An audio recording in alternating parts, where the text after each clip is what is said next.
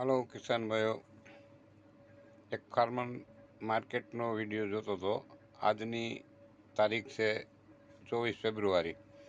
તો આ બધા જે અંદાજિત આંકડા દેનારા છે યુટ્યુબ ચેનલની અંદર, બધા બનાવીને અંદાજિત આંકડા આપે છે.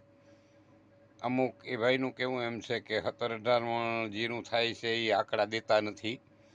પણ એમાં ભાઈ છે ને 500 ખેડૂ હોય ને, એમાં એકાદાને 2-3 વીઘાનું ક્યાંક હારવું હોય, એમાં સાણિયું ખાતર નાખ્યું હોય, કોઈ દી વાવેલું હોય નહીં, એટલે નવા હાવ પડામાં વાવ્યું હોય, અને એમાં સારી દવા બવા માવજત થઈ ગઈ હોય તો 2-3-4 વીઘા હોય, ક્યાંક 18 મણ થયું હોય, એવું ક્યાંક બન્યું હોય મિત્રો, જેથી કરીને પાકનો ઢગલો ના થઈ જાય. બાકી હરેરાય 2 મણથી જીરું ચાલુ થાય.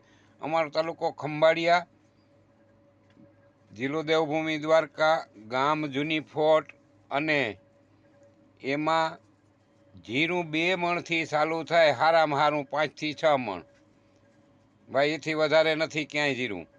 અને અમારા ગામમાં 2000 વીઘામાં વાવેતર વરસનું હોય, એને બદલે અવાર છે ને 500 વીઘામાં નથી ભાઈ, એટલું વાવેતરનું ઘટ છે મારા ગામનું એકનું સર્વે. 2000 વીઘામાં હોય એને બદલે 500 વીઘામાં જીરું નથી મારા ગામની અંદર. તો આ તમને 100% શુદ્ધ અને આ 100% પરફેક્ટ આંકડા. પછી બગડી ગયું છે ભાઈ, બગડી ગયું, એને એક મુઠ્ઠી ભરવા પાણું નથી એવું બગડ્યું છે.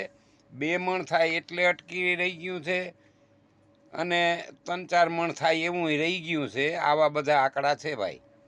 એટલે તમારી જાણ ખાતર આ 100% શુદ્ધ.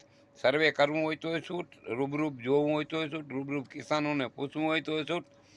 આ તો અટાણે વેપારી છે ને ભાઈ, દબાવી અને માલ લે છે.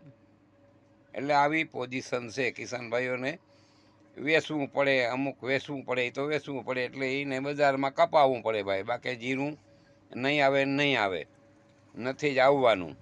અને બહુ ઉત્પાદન ઓછું છે ભાઈ, બગાડે છે ને બધુંય છે. એમાં 100%ની વાત. જય જવાન જય કિસાન.